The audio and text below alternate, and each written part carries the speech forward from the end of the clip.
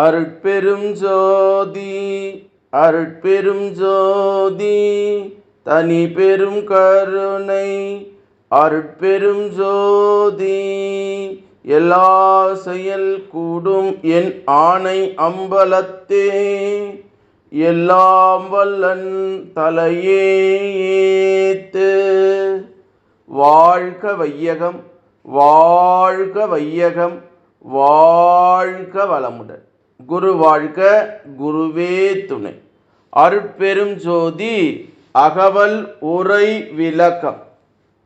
பரம் பெரும் பரமே பரம் தரும் பரமே பரம் பதம் பரமே பரம் சிதம்பரமே என்று திரு அருள் பிரகாச வள்ளலார் ராமலிங்க சாமிகள் பாடி அருளச் செய்த திருவருப்பா அகவல் வரி பாடல். இதனுடைய உரை விளக்கம்.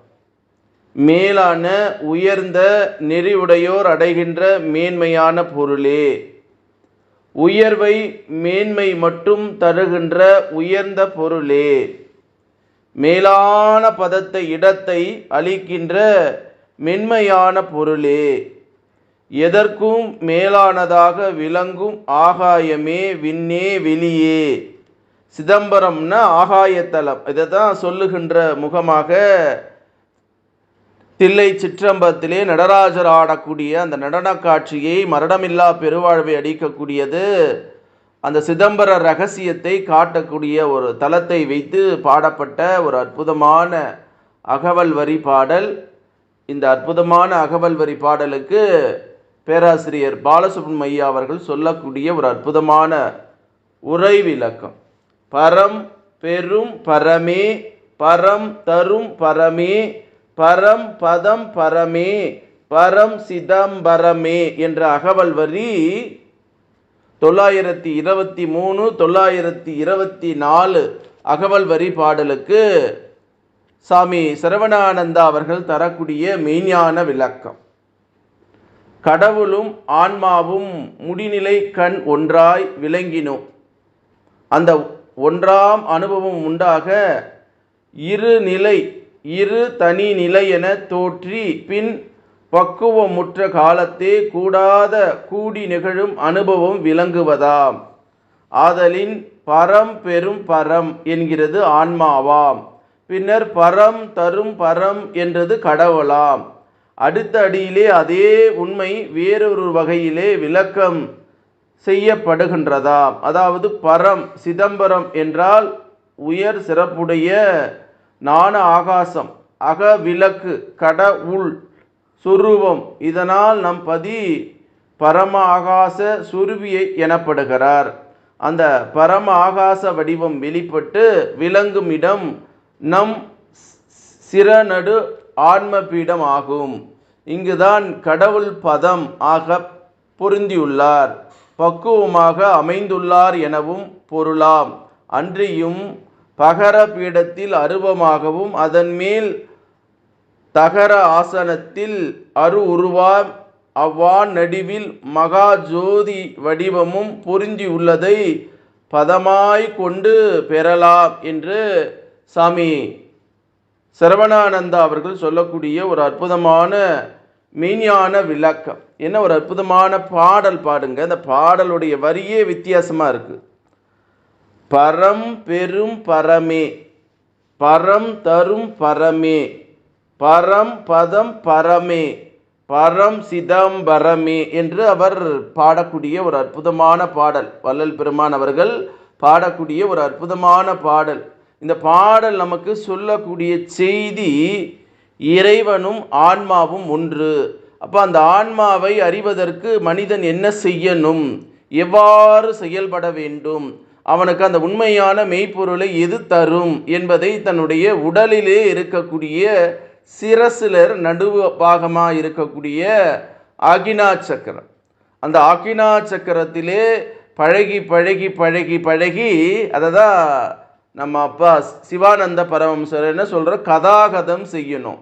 அப்போ அந்த கதாகதம் செய்யக்கூடிய நெற்றி நடுவிலே சிரசு நடுவிலே இருக்கக்கூடிய, அது இல்லாமல் உச்சந்தலையிலே மேலே ஏங்கி இருக்கக்கூடிய அந்த பீனியல் என்று சொல்லக்கூடிய துரியம் 1000 தாமரை இதழ்கள் ஒத்து மலர்ந்தது போல அங்கே இருக்கக்கூடிய அந்த இறைவனுடைய நுழைவு வாயல், சொர்க்கவாசல்.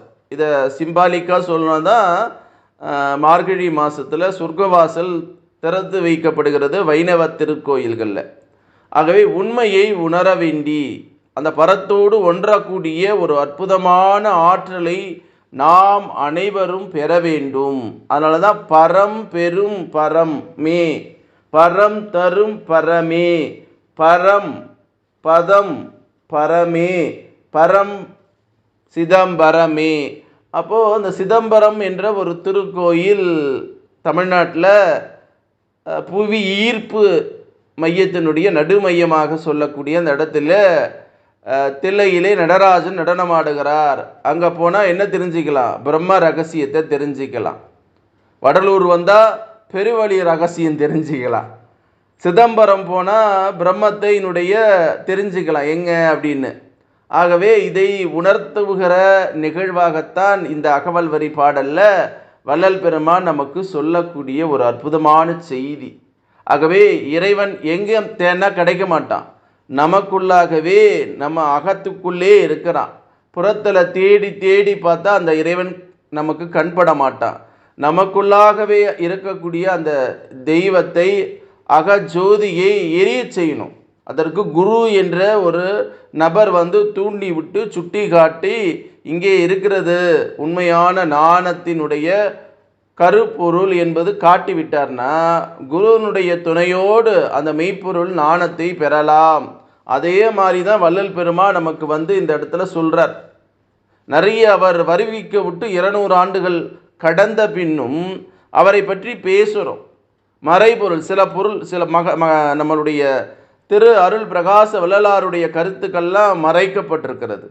ஏனென்றால் பொய்மைவாதிகளும் மூட பழக்க வழக்கத்தை கொண்டவர்களும் தனக்கு அடிமையாக இருக்க வேண்டும் மக்கள் என்கிற எண்ணத்தை விதைத்தவர்கள் கூட்டம் இங்கே கொஞ்சம் அதிகமாக இருந்தாலும் கொஞ்சமாக இருந்தாலும் அவங்களுடைய சூழ்ச்சி இருக்குது.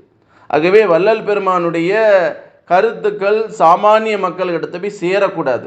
சேர்ந்துருச்சுன்னா அறிவு விழிப்பு நிலை உற்றுதுன்னா இவர்கள் போடுகிற ஆட்டங்கள் எல்லாம் கலைந்து போகும். அது களையக்கூடிய காலம் வந்துடுச்சு. 200 ஆண்டுகளுக்கு முன்னாலே வள்ளல் பெருமான் அந்த பாடலை அழகாக தமிழில் கோத்து மறைபொருள் விளக்கத்தை சொல்லக்கூடிய நிலை ஒவ்வொருத்தருக்கும் கிடைக்கும். அப்படி கிடைக்க வேண்டும் என்பதுதான் வள்ளல் பெருமானுடைய எண்ணம்.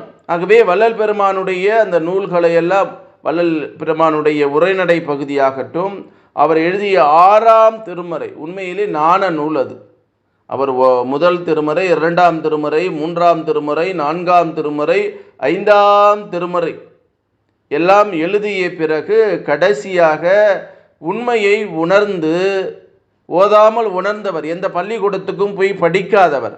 ஆகவே ஏக இறைவனை தனக்குள்ளாக கண்டு ஆனந்தப்பட்டு இது எல்லோருக்கும் சாத்தியம், எல்லோரும் பெறணும். அவன் பஞ்சமா பாதகங்கள் செய்திருந்தால் கூட அவனுக்குள்ளாக இருக்கக்கூடிய அறிவை உணர்த்துகிற ஒரு அற்புதமான நிலையைத்தான் வள்ளல் பெருமான் தான் கண்ட காட்சியை அழகா பாடல் வரிகள் மூலமாக சொல்கிறார். அவர் அன்னைக்கு எழுதி வைத்த ஒவ்வொரு பாடலும் வரிகளும் இன்னைக்கு நம்ம படிக்கும்போது நமக்கு உள்ளத்திலே ஆத்மதாகம், அந்த ஆத்மதாகத்திற்கு தண்ணியாக இருந்து அமுதமாக இருந்து நம்மை வாழ வைக்கின்றது. அவருடைய அந்த ஒவ்வொரு நிலையும் படிக்கும்போது ஒவ்வொரு நாளும் ஒவ்வொரு விதமான ஒரு எண்ணத்தை உருவாக்குது. நம்மளை சுற்றி ஒரு நல்ல அலை இயக்கத்தை ஏற்படுத்தி கொள்கிறது. வள்ளல் பெருமானுடைய புத்தகங்களோ அவருடைய பாடல்களையோ எவர் ஒருவர் தினம் தினம் படிக்கிறாங்களோ கேட்குறாங்களோ அப்போ அவங்க வாழ்க்கை சுற்றி ஒரு ஆறா ஒளிவட்டம் நிகழுது. அவங்கள சுற்றி எந்த புற ஆற்றலும் அவங்களை துன்புறுத்த முடியாது. அவர்களே நினைத்தாலும் அந்த மனித தேகமாக எடுத்திருக்க வள்ளலாருடைய சன்மார்க்க யோகிகளாக இருக்கக்கூடிய நண்பர்களாக இருக்கக்கூடிய பரத்தோடு ஒன்றக்கூடிய அந்த பரம்பொருளினுடைய தொடர்பு கொண்டவர்கள் எல்லாம் எங்கே போகுது? அவங்க போகிற இடமெல்லாம் அன்பும் கருணையும் தயவும் ஜீவகாருண்யமும் பூக்குற நிலையாக இருக்கிறது என்பது உண்மை என்று சொல்லி அருட்பெரும் ஜோதி அருட்பெரும் ஜோதி தனிப்பெரும் கருணை அருட்பெரும் ஜோதி எல்லா செயல் கூடும் என் ஆணை அம்பலத்தே. எல்லாம் வல்லன் தலையே ஏத்து. இன்று வருமோ நாளைக்கு வருமோ அல்லது மற்ற என்று வருமோ அறியேன் எம் கோவே. துன்று மலை வெம்மாயற்று வெளிக்குள் வெளி கடந்து சும்மாயிருக்கும் சுகமென்று பாடி அருளச் செய்த திரு அருள் பிரகாச வள்ளலார் ராமலிங்க சாமிகளுடைய திருவடியை வணங்கி இறைநிலையோடு என் எண்ணத்தை கலக்கவிட்டு இந்த பூமியிலே வாழக்கூடிய சித்தர்கள், ஞானிகள், மகான்கள், ஜீவமுக்தருடைய திருவடியை வணங்கி உங்கள் அனைவரையும் மனதார நெஞ்சார வாழ்க வளமுடன், வாழ்க வளமுடன், வாழ்க வளமுடன் என்று வாழ்த்துகிறேன். நன்றி, வணக்கம். வாழ்க வளமுடன்.